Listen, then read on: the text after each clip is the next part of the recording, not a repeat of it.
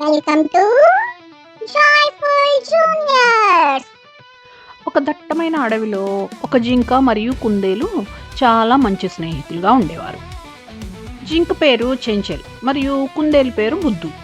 చెంచల్ తన వేగానికి మరియు అందానికి ప్రసిద్ధి చెందింది. కుందేలు తన తెలివితేటలకు చాలా ప్రసిద్ధి చెందింది. ఇద్దరు అడవిలో రోజు ఆడుకుంటూ ఒకరి కంపెనీని ఒకరు చాలా బాగా ఎంజాయ్ చేసేవాళ్ళు. ఒకరోజు వాళ్ళు ఆడుకుంటూ ఉండగా ఒక వేటగాడు చెంచల్ని చూసి ఆమెను బంధించాలి అనుకున్నాడు. వెంటనే వేటగాడు చెంచల్కి దగ్గరగా రహస్యంగా ఒక ఉచ్చు బిగించాడు. చెంచల్ కూడా చూసుకోకుండా ఆ ఉచ్చులో చిక్కుకుపోయింది. నెట్లో చిక్కుకుని చెంచల్ చాలా భయపడింది. అప్పుడు సహాయం కోసం కుందేలుని పిలిచింది.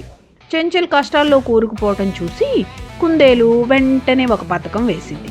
కుందేలు వేటగాడి దగ్గరికి వెళ్ళి వేటగాడిని ఇతర దిశలో వీళ్ళుండే ప్లేస్కి చాలా దూరంగా మరో జింక ఉందని చెప్పి వేటగాడిని తప్పుదారి పట్టించింది. అప్పుడు వేటగాడు కుందేలు మాటలు నమ్మేసి నిజంగానే ఇంకో జింక ఉందని చెప్పి వీళ్ళుండే వైపు కాకుండా వేరే వైపు ఆ జింక కోసం వెళ్ళాడు. ఎప్పుడైతే వేటగాడు ఇంకో వైపుకి ఇంకో జింకను వెతుక్కుంటూ వెళ్ళాడో కుందేలు వెంటనే చెంచల్ దగ్గరికి పరిగెత్తుకుంటూ వచ్చి చెంచల్ను ఉచ్చులో నుండి విడిపించింది.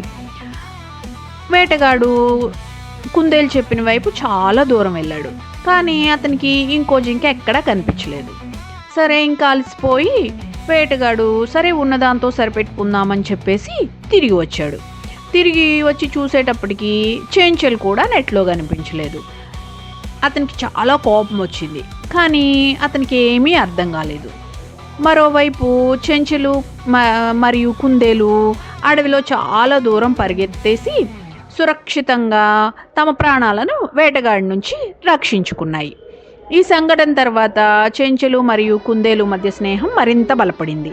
కుందేలు తెలివితేటల్ని ధైర్యాన్ని చెంచల్ మెచ్చుకుంది. కుందేలు చెంచల్తో స్నేహంలో గొప్ప విషయం ఏంటంటే ఒకరికొకరు సహాయం చేసుకోవటం.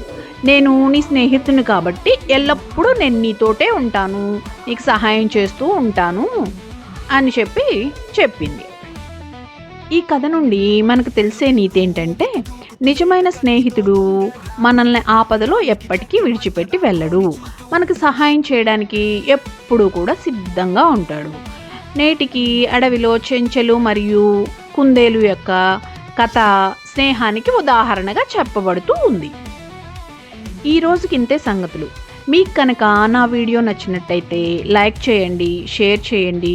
ఇట్లాంటి వీడియోలు ఇంకా చూడాలంటే నా ఛానల్ని సబ్స్క్రైబ్ చేసుకోండి.